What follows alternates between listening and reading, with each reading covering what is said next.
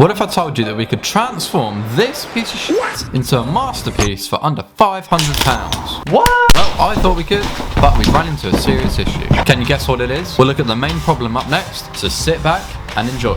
But before we look at the catastrophic issue, let me catch you up on the progress so far. Last video we got the bike home, and after some scary discoveries we got it running. We then fixed a crack in the engine and cleaned the bike as it was covered in this nasty blue rattle can.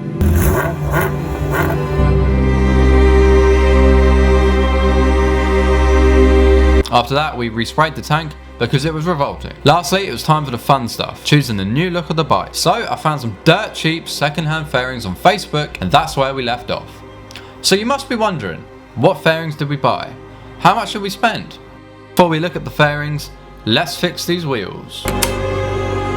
The wheels are impressively hideous, so the first step is to clean them and sand them down.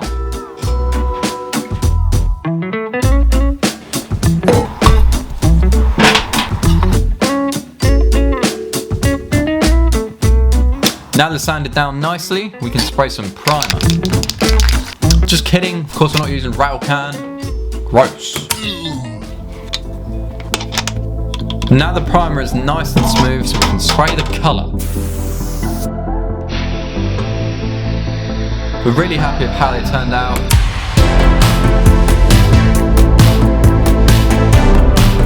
The big problem with the bike is really concerning me now. We'll show you that next, but before we look at that, let's look at the fairing.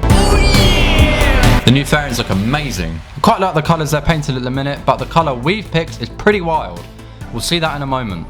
I also want to try something different for this build, maybe a livery of some kind, which is really outside my comfort zone, but I want to give it a try. If we can resolve the catastrophic issue, that is. Like I said, the colour we've chosen is pretty weird. We'll look at that next, but before we get into that, we're going to look at the big problem that we're facing, which could be the difference between throwing the bike away, crying, setting it on fire, and having a really cheap bike we can enjoy. Now, some of you might know these bikes suffer from a very common problem, one we actually had with our last R6. That is that the cylinder liners go in nap time, causing the bike to burn coolant. Now, why do we care? Well, because the bike has been losing coolant and had steam coming from the airbox, so we were fearing the worst.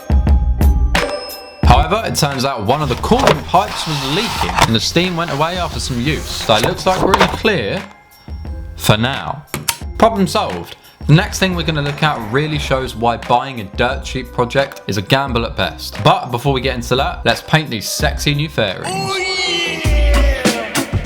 As with the wheels, we need to sand them down first, but with these we can use the spinny boy and make it much quicker. Fairing sanded, so now we can fill the really bad parts with some filler.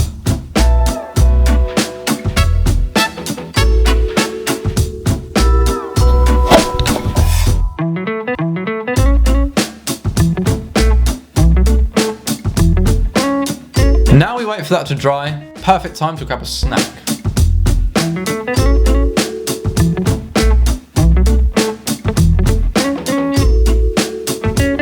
Oh, it was really hot, so that dried really quickly. Now we can sand them down again and make it nice and smooth, ready for primer.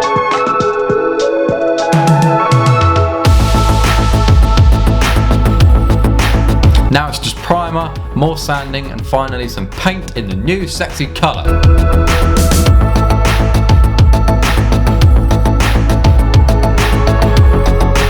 The new colour looks amazing, I can't wait to see the fairings on the bike. But wait, before we reveal how the fairings look on the bike, we have some unexpected things to deal with. The first thing being the most dangerous thing, the triple tree. We're replacing it with a new second-hand one because the previous owner hacked off the steering stops. Moving on to buying and fitting a track-compliant exhaust. The next thing being more hands-on and more complex, fabricating a front bracket.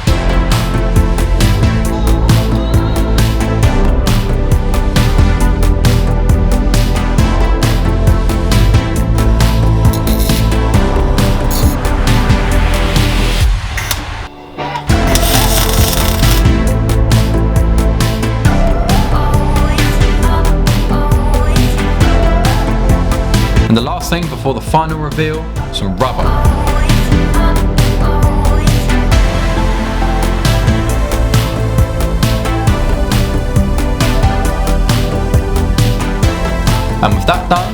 look at the final product. Enjoy the reveal.